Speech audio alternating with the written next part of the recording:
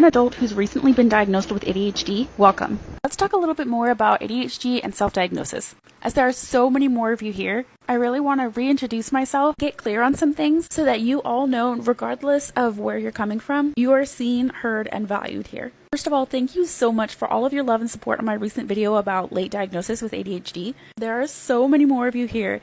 Welcome, welcome. My name is Emily. I'm a wife and dog mama, and I work as a social media manager and TikTok growth coach, and I strive to bring awareness and support to those of us with ADHD in the content creator space.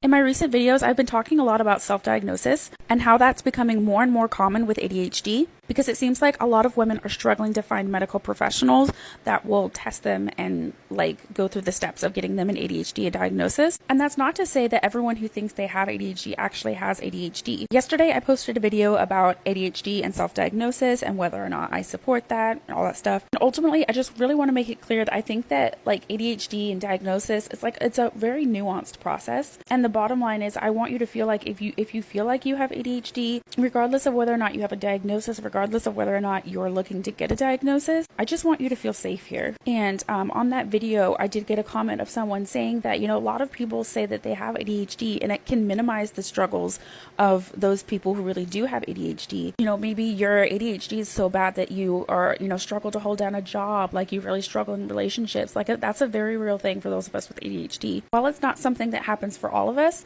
I do want to be really aware of the fact ADHD is never something that we should use for clout or to get attention. And I believe that creators with ADHD be very cognizant of the way that they're coming across so that they're not unintentionally sensationalizing ADHD. I just feel really passionate about that. Ultimately, I want everyone who comes to my page to feel happy and appreciated and loved and supported. And I never want my content to be something that is making someone feel less seen or less heard or less valued. I know that a lot of you out there are looking to get an ADHD diagnosis. For some of you, it may feel like self-diagnosis is the only way to get the support that you need. But I would caution you that as much as I do support self-diagnosis when it's actually needed, I do also think that it should be our last resort, and for many of you I know it is. It should be something that takes extensive research. It should not be something that you do lightly. I know you know all of this. I just want to make sure that I'm making myself just 100% clear. I do just want everyone to feel loved and supported and encouraged, and sometimes